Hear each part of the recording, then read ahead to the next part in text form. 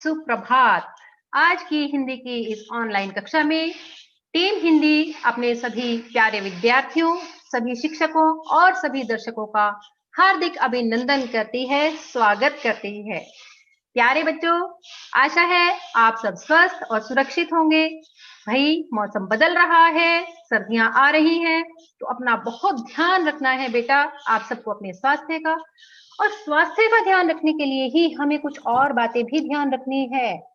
उन बातों के बारे में वैसे तो आपको पता है, भली भांति जानते हैं, लेकिन अब दोबारा से एक बार दोहरा लेते हैं कि इस कोविड-19 की विषम परिस्थितियों में हमें कौन सी बातों का ध्यान रखना है, कौन सी बातें दोबारा से दोहरानी है, जो कि हमें इस बीमारी से बचाव के लिए बहुत आवश्यक है। एक मिनट सुमन मैम, अभी स्क्रीन थोड़ी रुक गई है। आलोक सर, आपसे मेरी गुजारिश है कि आप कृपया स्क्रीन शेयर कर दीजिए। जी जी, कोई बात नहीं। तो प्यारे बच्चों, कोविड-19 से बचाव बहुत जरूरी है। हम अपने स्वास्थ्य का ध्यान रखेंगे, तभी हम अपने स्वास्थ्य को ठीक रख पाएंगे। और आज की इन विषम परिस्थितियों में आपको किन किन बातों का ध्यान रखना है, ये देख लीजिए। कोरोना से बचाव के उपाय अपनाएं, मास्क पहने, 2 गज की दूरी बनाएं। सब बच्चों को याद है ये सारी सभी बातें, सभी निर्देश, क्योंकि जब तक दवाई नहीं है तब तक हमें बिल्कुल ढिलाई, बिल्कुल लापरवाही नहीं बरतनी है। सही से मास्क पहने, मुंह और नाक को अच्छी तरह ढककर रखें। प्यारे बच्चों, हाथ धोएं, बार बार अपने हाथों के सैनिटेशन का ध्यान रखें। निभाएं 2 गज की दूरी, शारीरिक दूरी बहुत जरूरी है।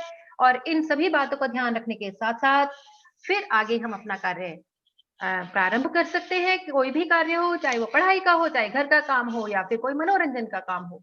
तो आइए आज की कक्षा का प्रारंभ करते हैं। आज की इस ऑनलाइन कक्षा में टीम हिंदी शिक्षा निदेशालय आप सभी का स्वागत करता है पुनः।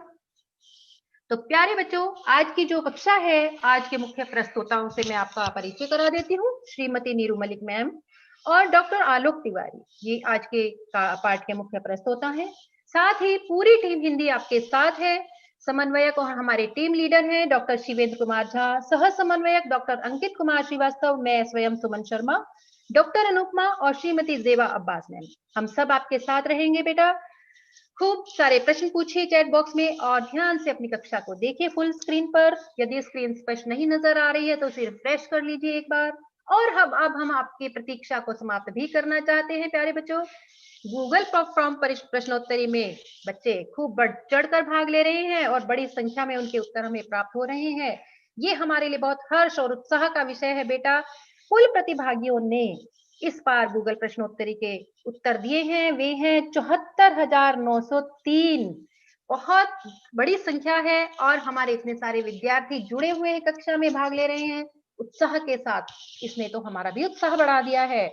और उत्साह बढ़ा दिया है उन टॉप 10 बच्चों ने जिन्होंने अपने 100% उत्तर सबसे पहले हमारे पास भेजे। उनके नाम मैं आपको बता देती हूँ एक बार। स्क्रीन पर आपको नजर भी आ रहे होंगे।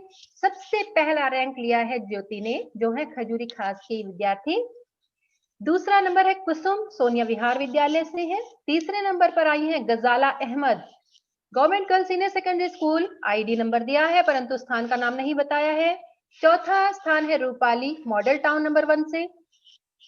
खुशबू 5वें नंबर पर, स्टेडियम नजफगढ़। सुरेंद्र कुमार 6ठे नंबर पर है, बी ब्लॉक होलम्बी कला से।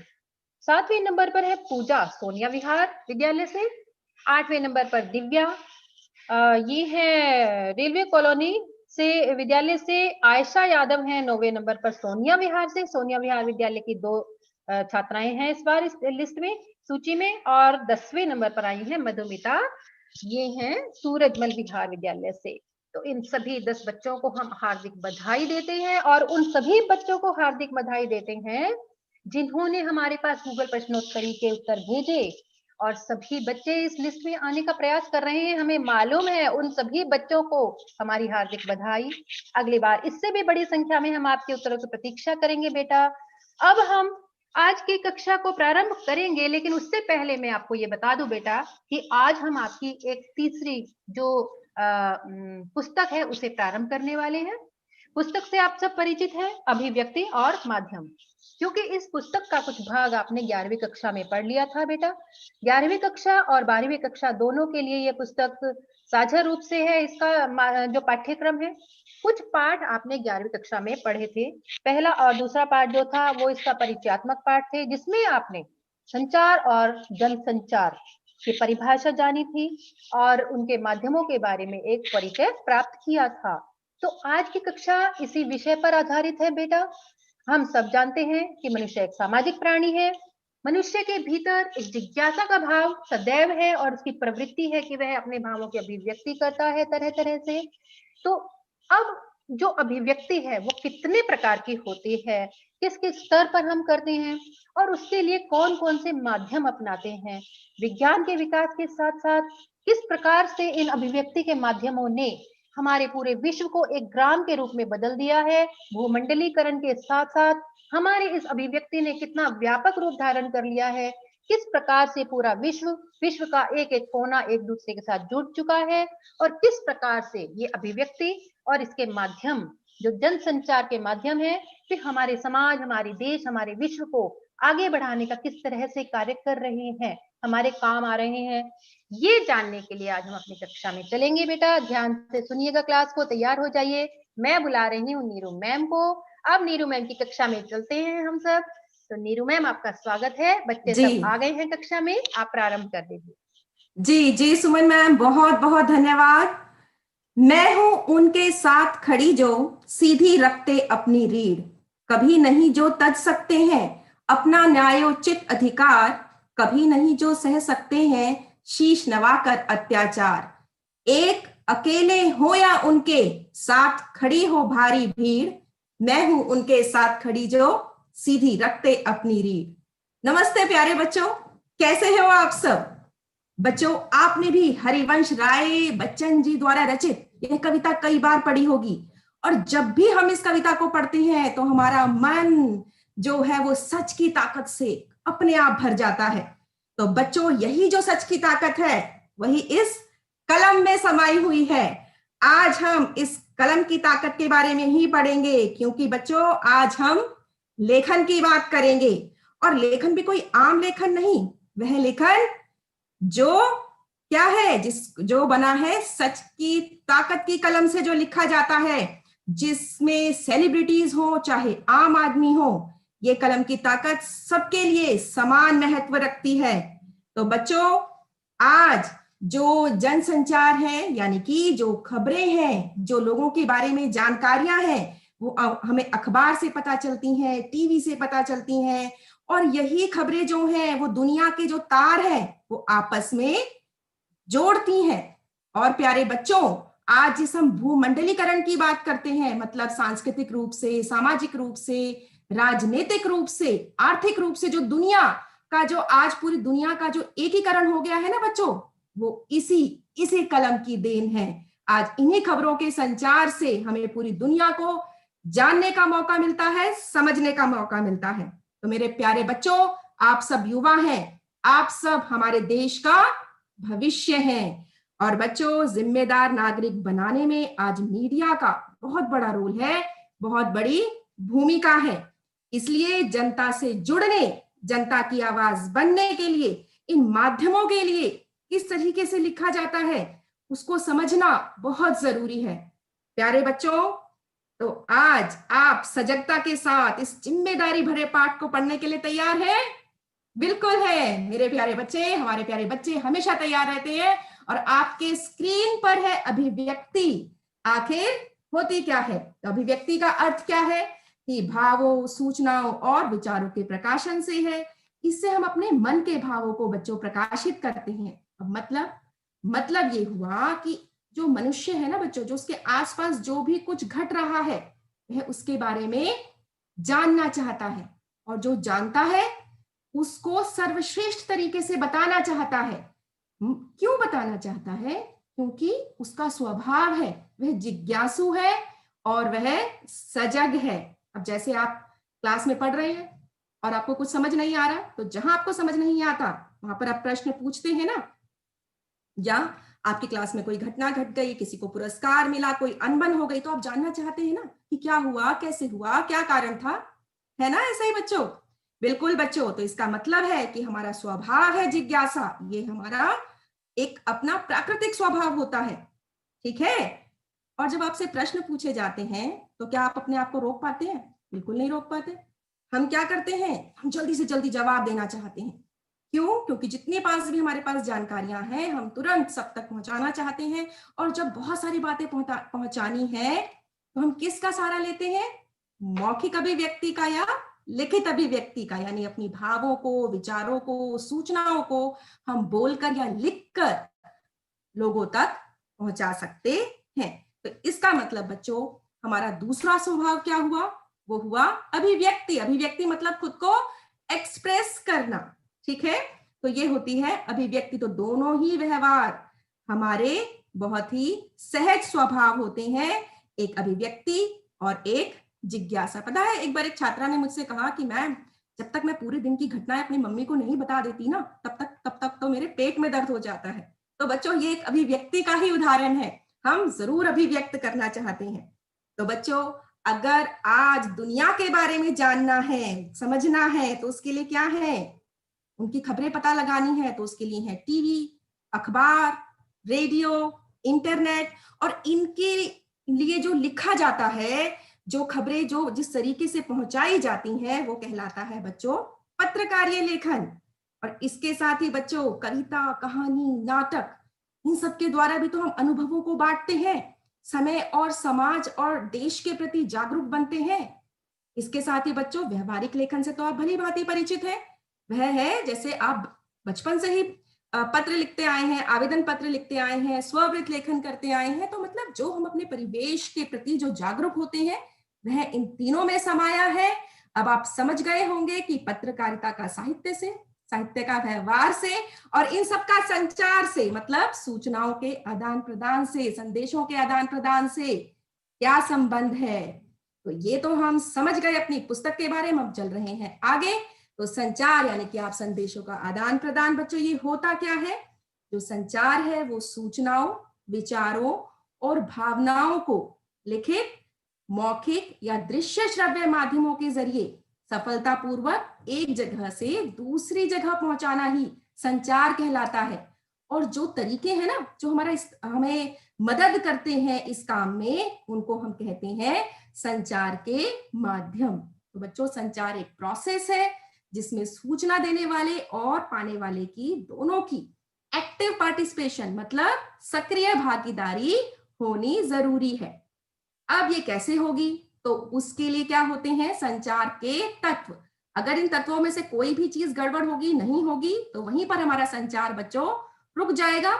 इसके बारे में आपने बहुत विस्तार से 11वीं में पढ़ा था। तो चलो एक उदाहरण के द्वारा इसको हम समझ लेते हैं। तो देखिए आपके स्क्रीन पर जो है वो है संचारक। संचारक समझ लीजिए प्रिया है और प्रिया फोन कर रही है सिमरन को। और प्रिया क्या पूछना चाहती है? तो इनका जो संचारक है प्रिया, और उसने क्या पूछा कि क्या कल दीपावली मेले में घूमने चलें? और इनके लिए माध्यम क्या है? Mobile phone. और प्राप्तकर्ता के पास झटपट पहुंच गया संदेश और उसने कहा हाँ हाँ जरूर चलेंगे, फीडबैक दे दिया। और इसी की तरह ये संचार चलता रहा और बढ़िया बात होती रही। लेकिन अगर बच्चों इस संचारक ने जो संदेश दिया, अगर मोबाइल में सिग्नल नहीं है, डाटा कम है, कोई भी कारण हो जाए, तो संचार वहीं पर रुक जाएगा। और ऐसी बाधाओं को हम संचार की भाषा में कहते हैं शोर। संचार के तत्व आपने भली भांति समझ लिए। तो चलिए हम आगे चलते हैं और जानते हैं कि आखिर संचार के रूप या संचार के प्रकार क्या होते हैं। याद आया? आपने 11वीं में भी इस विषय के बारे में पढ़ा था। तो जो सबसे पहला जो संचार है वो है अंतःव्यक्तिक संचार। तो चित्र देखिए, जरा देखिए कि अंतःव्यक्तिक संचार क्या होता है। बच्चों जब हम अकेले में अपने आप से बातचीत करते हैं, खुशी में, हर्ष में, दुख में, या फिर जब हम पूजा करते हैं, इबादत करते हैं, हम अपने आप से किसी भी तरीके से बात करते हैं, तो ऐसा संचार जो होता है वो होता है अंतःव्यक्तिक संचार। इसके साथ में आप देखिए दो व्यक्ति आपस में आमने सामने बात कर रहे हैं ना, ये आपस में एक संदेशों का आदान प्रदान कर रहे हैं, मतलब संचार कर रहे हैं, तो ऐसा संचार होता है अंतर्व्यक्तिक संचार। इसमें फीडबैक जो है ना वो तुरंत मिलता रहता है। और बच्चों जो ये संचार है ये कदम कदम पे हमारे काम आता है। जो सामाजिक रिश्ते हैं, पारिवारिक रिश्ते हैं, उनमें ये संचार का कौशल होना बहुत जरूरी है। और बच्चों, हमारी तो यही आपको राय है और हम एक अपेक्षा करते हैं कि इस कौशल का आप जरूर विकास कीजिए, क्योंकि अभी अब आप जब आगे जाएंगे, नौकरियों के लिए इंटरव्यू वगैरह में जाएंगे, तो आपके इसी कौशल को परखा जाएगा। आपके हाव भाव कैसे हैं, आपकी भाषा का चयन कैसा है, आप किस प्रकार से अपने आप को प्रस्तुत करते हैं, आपका आत्मविश्वास कैसा है। तो ये होता है अंतर व्यक्तिक संचार। तो अपनी भाषा के शब्दों का, जब भी आप आपस में बात करेंगे तो अपनी भाषा की गरिमा का, शब्दों का, हाव भाव का जरूर ध्यान रखेंगे। वैसे भी बोली एक अमोल है, जो कोई बोली जानी, ये तराजू तोल के तब मुख बाहर आनी। इसके साथ ही है बच्चों समूह संचार। अब समूह संचार क्या होता है? जब एक समूह आपस में विचार विमर्श करता है, मुद्दों पर बहस करता है, जैसे संसद में विभिन्न मुद्दों पर बहस की जाती है, राय बनाई जाती है, या क्लासरूम में आप अपनी टीचर के साथ जब बातचीत करते हैं, पक्ष विपक्ष मुद्दों पर बात करते हैं, तो ऐसा संचार जो है वो समूह संचार कहलाता है। एक ग्रुप में संदेशों का आदान प्रदान। अब आया जन संचार। जन का मतलब लोगों का समूह, और संचार मतलब बातचीत, संदेशों का आदान प्रदान।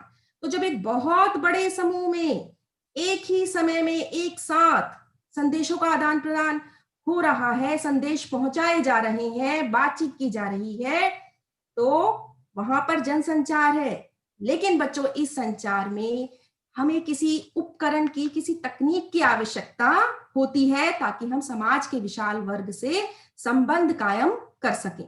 तो वो कौन कौन सी तकनीकें हैं आजकल? अखबार है, टीवी है, रेडियो है। तो चलो इसके बारे में थोड़ा सा हम बाद में जानेंगे। लेकिन बच्चों, आप जो कुछ समझ पा रहे हैं, मैं आलोक सर से जानना चाहती हूँ कि आपने जो भाव, आपने जो विचार और सूचनाएं अभी तक जितनी भी एकत्रित की है ना, क्या आप उनको अभिव्यक्त कर पाएंगे लिखकर?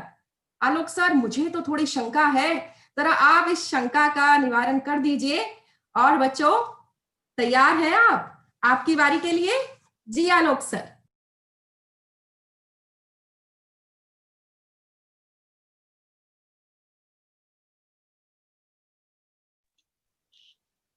आलोक सर, आलोक आपका सर, माइक ऑफ है, शायद आवाज नहीं आ आप, रही है। जी जी सर, आपका माइक ऑफ है। आलोक सर, आप सुन पा रहे हैं?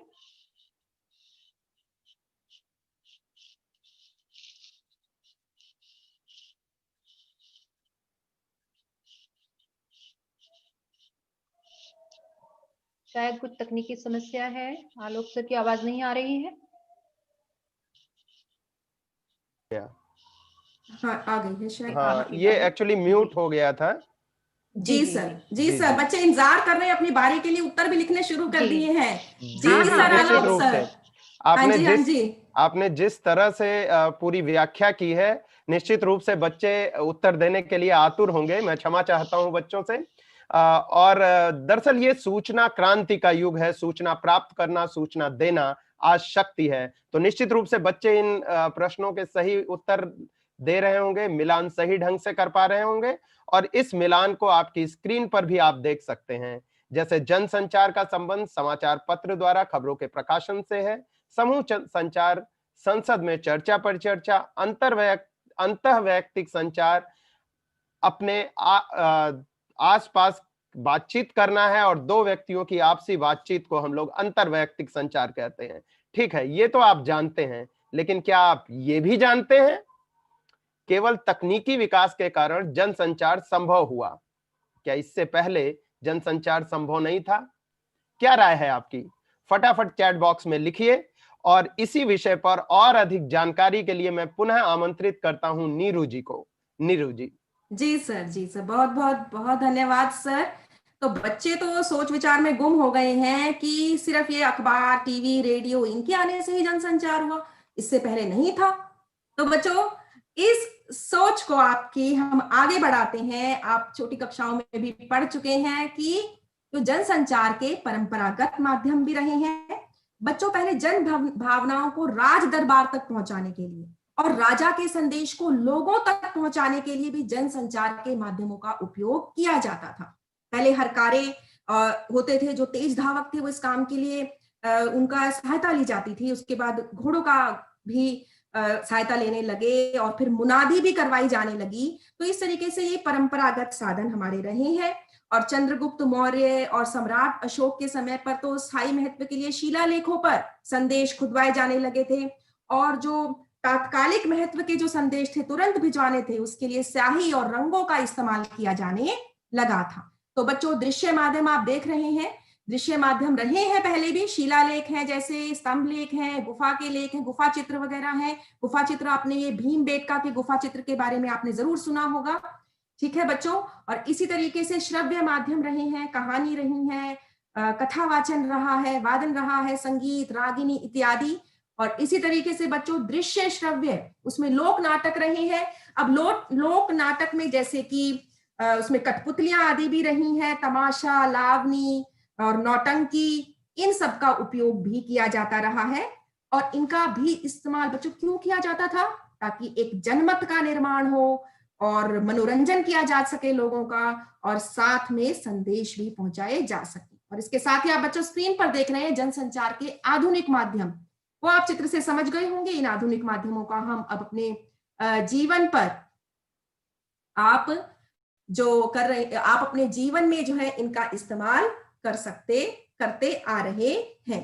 तो बच्चों, जो जनसंचार के माध्यम है, इन माध्यमों के जरिए जो हम तक, जनता तक आज जितनी भी जानकारी पहुंच रही है, वो हमारी सोच को और हमारे राष्ट्र की सोच का और समझ को बनाने में बहुत महत्वपूर्ण भूमिका निभाती है। तो बच्चों, आज पूरी दुनिया में जो हो रहा है उसको जनसंचार के जो ये माध्यम है, आधुनिक माध्यम, उनको जोड़ने में अहम भूमिका है। इसके बारे में हम और जानते हैं और हम आगे बढ़ते हैं। तो जनसंचार के आधुनिक माध्यम को हम किस तरीके से विभाजित करते हैं, कैसे वर्गीकृत करते हैं? प्रिंट माध्यम है, इलेक्ट्रॉनिक माध्यम है, इंटरनेट माध्यम है।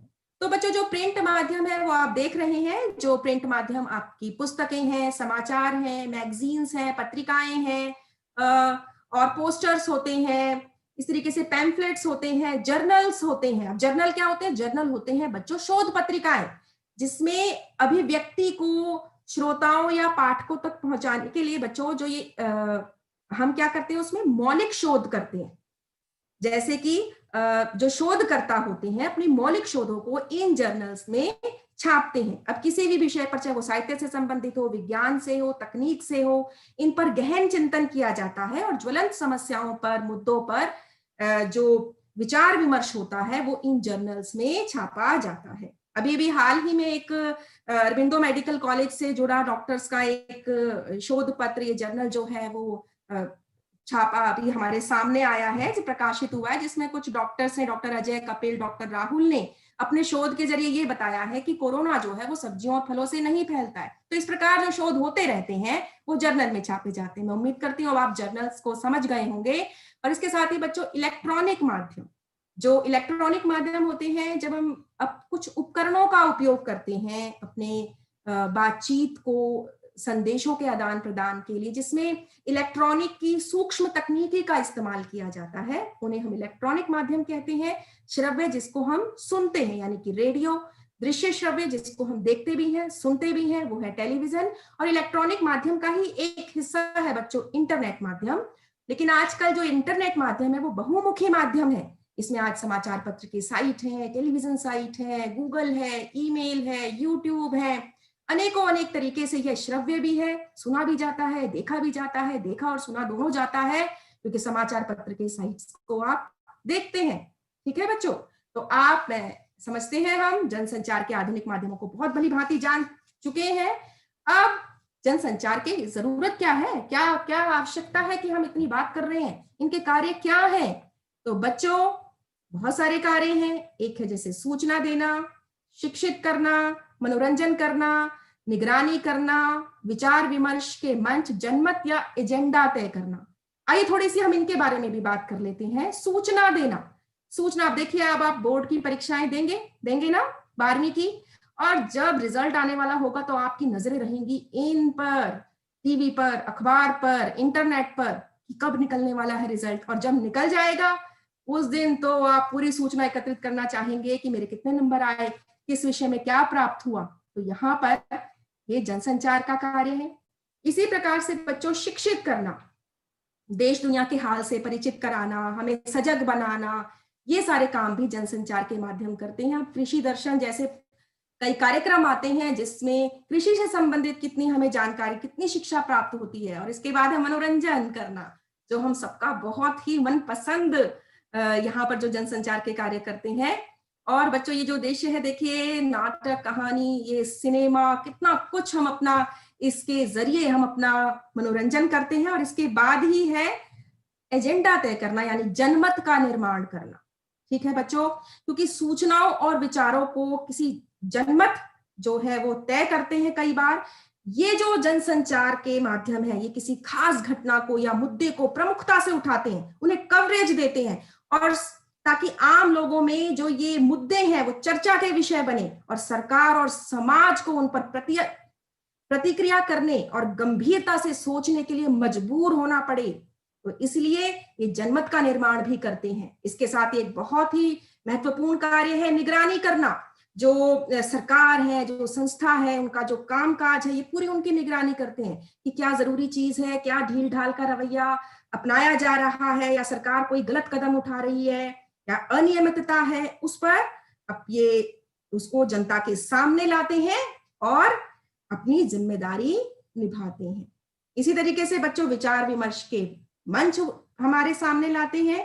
लोकतंत्र में बच्चों विभिन्न विचारों को इसके जरिए लोगों के सामने लाया जाता है ताकि लोग विचार कर सके क्या सही है, क्या गलत है, उस पर अपनी राय प्रस्तुत कर सके। इनके बारे में आप और भी सोचिएगा। इसके साथ ही हम आगे चलते हैं प्यारे बच्चों। हाँ जी, तो अब है जनसंचार के माध्यमों के लिए लेखन। तो आपको रघुवीर सहाय जी का एक वक्तव्य तो लिखा नजर आ रहा है। और बच्चों, खबर की खबर से खबर बेखबर है, खबर की खबर से खबर बेखबर है, खबर ही बनाती बेखबर को खबर है। सब दिखता है मुझको कहता कुछ नहीं हूं, सब दिखता है मुझको कहता कुछ नहीं हूं, बांटती कैसे सबको मुझे ये खबर है। तो बच्चों, जो ये खबर है इनका बहुत बहुत महत्वपूर्ण भूमिका है। खबर लिखना बहुत रचनात्मक काम हो सकता है, उतना ही रचनात्मक जितना कि कविता लिखना।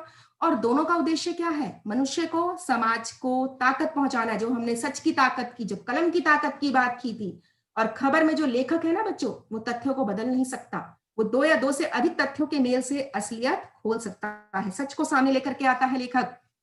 और यही है बच्चों जनसंचार के माध्यमों के लिए लेखन। आपको मैंने अभी थोड़ी देर पहले बताया था प्रिंट और मुद्रित माध्यमों के बारे में कि कौन कौन से हैं जिनके जरिए हमें सही दिशा तय करने में मदद मिलती है। और इस चित्र को देख करके तो आप बड़ा ही जाना पहचाना लग रहा होगा बच्चों, क्योंकि आपने इसके बारे में कक्षा 11वीं में बहुत ही ध्यान से पढ़ा था। और ये है उदंत मार्तंड, हिंदी का पहला साप्ताहिक पत्र। और ये कब निकला था? ये निकला था 30 मई सन 1826 को बच्चों शुरू हुआ था हिंदी अखबार का जो सफर है। और जो इसके संपादक थे वो थे जुगल किशोर शुक्ल। और बच्चों इसी दिन को हिंदी पत्रकारिता दिवस के रूप में मनाया जाता है, क्योंकि इस दिन हिंदी का पहला साप्ताहिक पत्र निकला था। और ये साप्ताहिक पत्र ये हर मंगलवार को निकाला जाता था। इसके बारे में हम और भी जानेंगे, अभी हम आगे चलते हैं। तो बच्चों हम थोड़ा सा प्रिंट और मुद्रित माध्यमों के बारे में जान लेते हैं कि जो आधुनिक युग है, यानी कि जो पुनर्जागरण है, जो रेनेसां है, उसकी जो शुरुआत ही किससे होती है? मुद्रण से हुई, यानी कि छपाई से हुई। अब आप कहेंगे कि पुनर्जागरण या रेनेसां क्या है? आपने इतिहास में कई बार पढ़ा होगा बच्चों। पुनर्जागरण का शाब्दिक अर्थ होता है फिर से जगाना। और 14वीं से लेकर 17वीं सदी के बीच यूरोप में जो भी सांस्कृतिक और धार्मिक प्रगति आंदोलन हुए और युद्ध हुए, उसको लेकर के उन्हीं को हम क्या कहते हैं? पुनर्जागरण कहते हैं। और पश्चिम राष्ट्र इसी पुनर्जागरण के जरिए आधुनिक विचार और जीवन शैली को अपनाने लगे थे। तो देखिए, जो आधुनिक शैली आती है, जो पुनर्जागरण आता है, उसमें भी किसकी भूमिका है? जनसंचार के माध्यम की, और उसमें मुद्रण की। तो आपसे कभी भी पूछा जाए कि कौन सा है जनसंचार का आधुनिक माध्यम जो सबसे पुराना है, तो आप तुरंत आंसर लिख देना, मुद्रित माध्यम ही है, जो कि सब जनसंचार के आधुनिक माध्यमों में सबसे पुराना है। और प्यारे बच्चों, मुद्रण की शुरुआत जो है वो चीन से हुई थी। चीन में 8वीं शताब्दी में ब्लॉक प्रिंटिंग की शुरुआत हुई और 9वीं शताब्दी में एक हीरक सूत्र नाम से एक पुस्तक भी जो है वो चीन से जो छापी गई थी और इसको विश्व का प्राचीन ग्रंथ भी माना जाता है। लेकिन आज हम जो जिस छापे खाने को देखते हैं, जिस प्रेस को देखते हैं, उसका आविष्कार जो है वो जर्मनी के जॉन गुटेनबर्ग को जाता है उसके श्रेय। तो आप तस्वीर देख रहे होंगे गुटेनबर्ग की। और बच्चों, इन्होंने किया क्या था? इन्होंने जो लकड़ी के या काठ के टुकड़े होते हैं ना, उनको लिया, उन पर उल्टे अक्षर खोदे, फिर उन्हें शब्द और वाक्यों का रूप देने के लिए छेद के माध्यम से आपस में जोड़ दिया और फिर बड़े बड़े ब्लॉक बनाए। फिर काली स्याही में डुबोकर इन्होंने पेपर पर बहुत ज्यादा दबाव देते हुए छपाई की थी। ये लगभग 1439 की बात है बच्चों। और 1456 में तो उन्होंने एक 42 लाइन वाली एक बाइबल भी छाप दी थी। तो बच्चों, ये तो है इतिहास थोड़ा मुद्रित माध्यमों का। और अब अगर आपसे पूछा जाए तो इसके पहले वाली ही स्लाइड पे रहेंगे अभी हम। तो अगर आपसे पूछा जाए तो आप बता देंगे कि ये जर्मनी के जॉन गुटेनबर्ग का इसमें बहुत बड़ा भूमिका है। और भारत में जो पहला छापाखाना है बच्चों, वो 1556 ईस्वी में गोवा में खुला था। कहाँ खुला था? 1556 ईस्वी में गोवा में। और इसका जो उद्देश्य था वो था कि मिशनरियों ने इसे धर्म प्रचार की पुस्तकें छापने के लिए खोला था। ठीक है बच्चों। और लगभग आप देखिए कितने साल बाद, लगभग 250 के करीब सालों के बाद भारत में पत्रकारिता की शुरुआत हुई, यानी कि खबरों का संचार शुरू हुआ। और इसका श्रेय जाता है जेम्स ऑगस्ट हिक्की को, जिन्होंने बंगाल गजट नाम का अखबार निकाला। ये अंग्रेजी में निकाला गया, ये भी साप्ताहिक पत्र था, ये भी कोलकाता से निकला था। तो बच्चों, ये अखबार भी जो मानव अधिकारों का उल्लंघन हो रहा था या जो भ्रष्टाचार हो रहा था, उसकी खबरें भी छापने लगा और अंग्रेजी प्रशासन की थोड़ी आंख की किरकिरी बन गया था। और 1782 के आसपास इस अखबार को बंद कर दिया गया।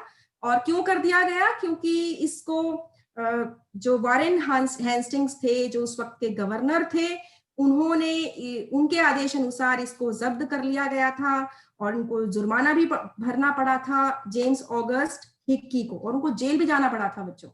और उसके देखिए कितने सालों बाद क्या शुरुआत होती है? हिंदी का पहला साप्ताहिक पत्र निकलता है, उदंत मार्तंड, कोलकाता से निकला, जिसके बारे में हमने अभी बात की थी।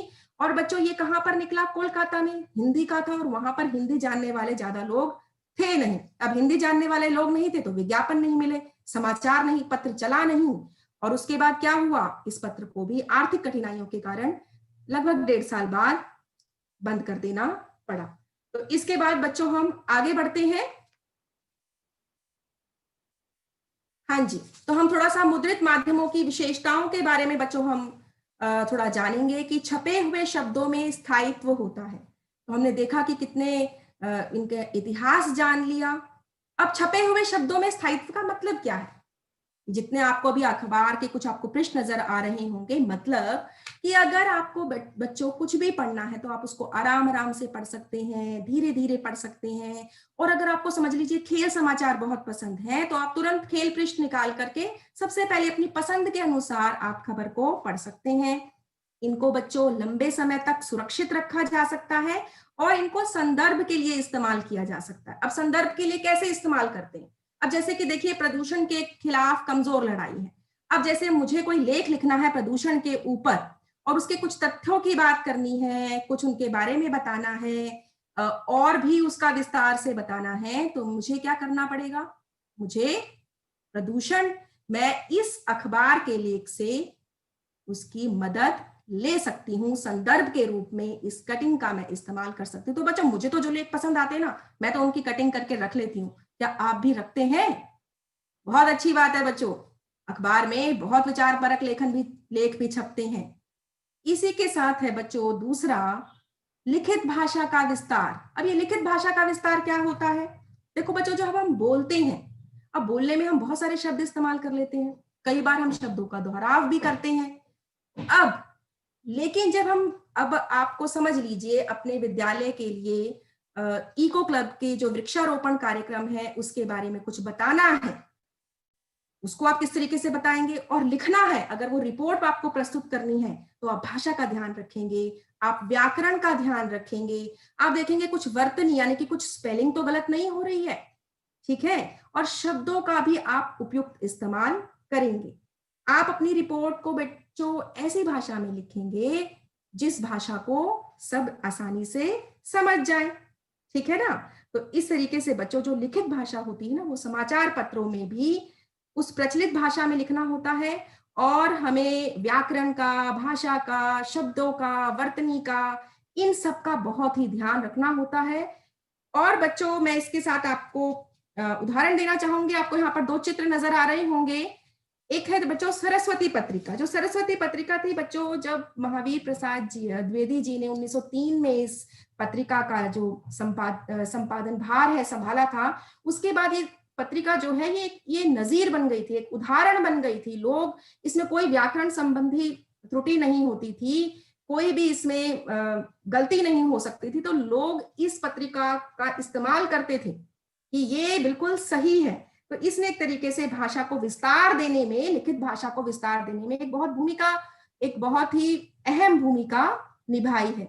इसी के साथ बच्चों हिंदी पत्रकारिता के स्तंभ वरिष्ठ पत्रकार प्रभाष जोशी जी के बारे में भी आप जानते होंगे। इन्होंने तो 1983 में जनसत्ता अखबार को एक जन जन की भाषा वाला अखबार बना दिया था। बहुत ही प्रसिद्धि इनके संपादन काल में उस अखबार में पाई, और बहुत सारे शब्द दिए इन्होंने। हिंदी की जो मानक वर्तनी को सुनिश्चित किया। प्यारे बच्चों, इन्होंने इस तरीके से जो अखबार है वो भाषा के मानकों को भी तय करते हैं।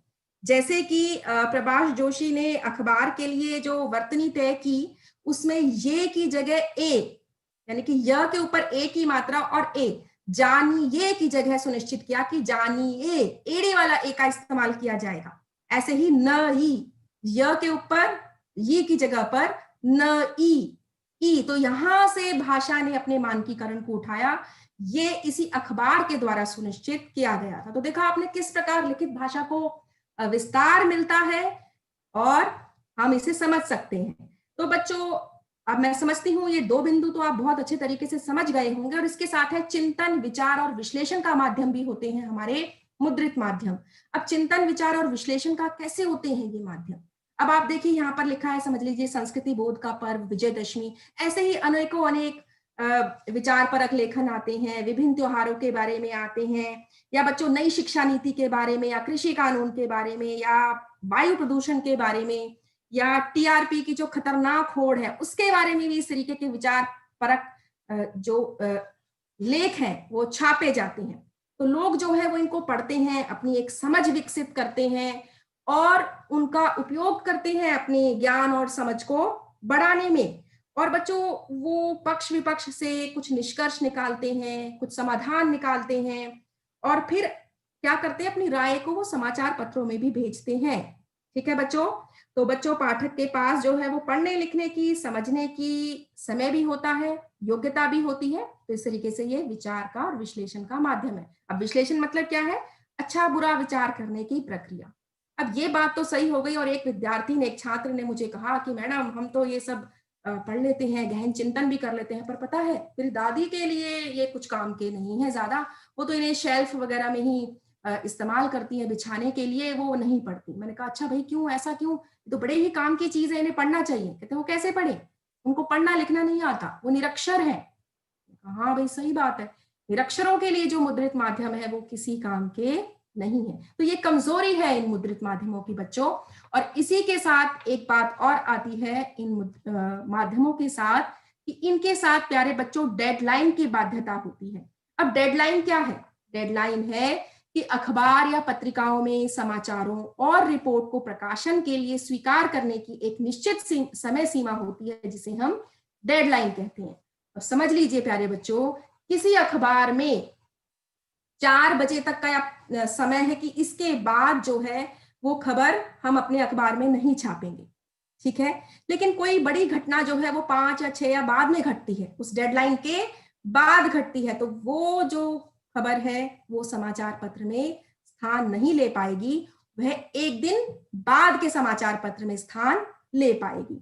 क्योंकि उसको प्रिंट होने के लिए जाना है, प्रिंटिंग प्रेस में जाना है बच्चों, और उससे पहले भी बहुत सारे काम है। प्रिंटिंग प्रेस से भी पहले उसका संपादन किया जाता है, काट छाट की जाती है, उसके बाद कोई खबर हमारे पास पहुंचती है। इसके बारे में हम विस्तार से अगली कक्षाओं में पढ़ेंगे, ठीक है बच्चों। तो इसके बाद ही बच्चों एक और बात आ जाती है कि मुद्रित माध्यमों में लेखन के लिए हमें क्या क्या बातें ध्यान रखनी चाहिए। तो जब भी अगर आप पत्रकार बने और आप लिखेंगे इन अखबारों के लिए, तो क्या क्या याद रखेंगे? सरल, सहज, मानक भाषा का प्रयोग। तो भाषा पर एक अधिकार होना चाहिए, गरिमा, भाषा की गरिमा का, स्तर का बहुत अच्छे से उपयोग आना चाहिए, लेकिन भाषा ऐसी होनी चाहिए जो हमारे पाठक हैं उन्हें वो भाषा बहुत आसानी से समझ में आ सके, वो भाषा, उस भाषा से हम अपने पाठकों के साथ जुड़ सके। इसी के साथ बच्चों व्याकरण का, वर्तनी का, शैली का ध्यान रखना बहुत आवश्यक है, और इसीलिए क्या किया जाता है, छपने से पहले बच्चों उस अखबार को पूरी तरीके से जांचा जाता है कि कोई अशुद्धि तो नहीं है। अगर अशुद्धि रह गई और वो प्रिंटिंग प्रेस में चला गया तो वह हमें छप जाएगी, और बाद में फिर वहां पर उसको ठीक करने के लिए बाद में अखबार को बताना पड़ेगा कि ये इस तरीके से गलती हो गई थी। तो बच्चों ये अशुद्धियां भी, इनका भी ध्यान रखना बहुत जरूरी है कि कोई भी गलती उसमें स्पेलिंग को लेकर, वर्तनी को लेकर या व्याकरण को लेकर के ना हो। इसी तरीके से बच्चों समय सीमा का और आवंटित जगह का, यानी कि जो जगह निर्धारित की गई है, जो बांटी गई है हर खबर को जो जगह, उसका भी पालन करना, यानी कि शब्द सीमा का ध्यान रखना बहुत जरूरी है। शब्द सीमा मतलब अगर 250 शब्द का कोई फीचर लिखना है तो वो उतना ही होना चाहिए, क्योंकि उसके बाद उसके नीचे या दाएं बाएं की जगह किसी और खबर के लिए आवंटित होगी। तो इन बातों का भी ध्यान रखना है। आप देख रहे हैं ना, आपके साइड में एक अखबार है आपकी स्क्रीन में, और इस स्क्रीन में कितनी सारी खबरें हैं, कितना कुछ इसमें छापा गया। हर जगह के लिए, हर खबर के लिए एक जगह निर्धारित की गई है।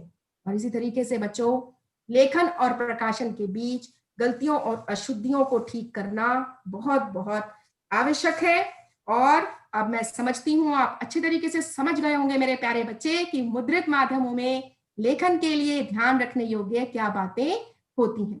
और इसके साथ ही मैं फिर से बुलाना चाहूंगी आलोक सर को। आलोक सर कृपया आए। हमारे बच्चों ने आज बहुत सारी जानकारियां इकट्ठी कर ली हैं, वह भी जानना चाहते हैं उन्हें कितना याद है, और मैं भी देखना चाहती हूँ मेरे प्यारे बच्चों ने कितने अच्छे तरीके से सारी बातों को समझ लिया है।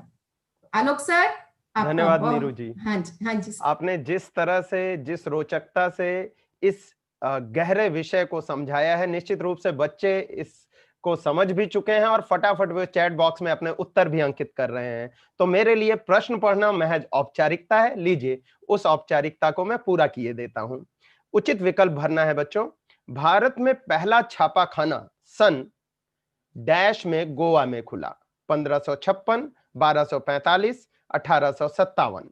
दूसरा है हिंदी का पहला साप्ताहिक पत्र कोलकाता में सन 1826 में निकला था। वह कौन सा समाचार पत्र था, साप्ताहिक पत्र था? दिनमान, उदंत मार्तंड या सरस्वती? और तीसरा और आखिरी प्रश्न है, अखबार या पत्रिकाओं में समाचारों और रिपोर्ट को प्रकाशन के लिए स्वीकार करने की एक निश्चित समय सीमा होती है जिसे हम कहते हैं, क्या कहते हैं? हेडलाइन, डेडलाइन या अंडरलाइन? फटाफट अपने जवाब लिखिए।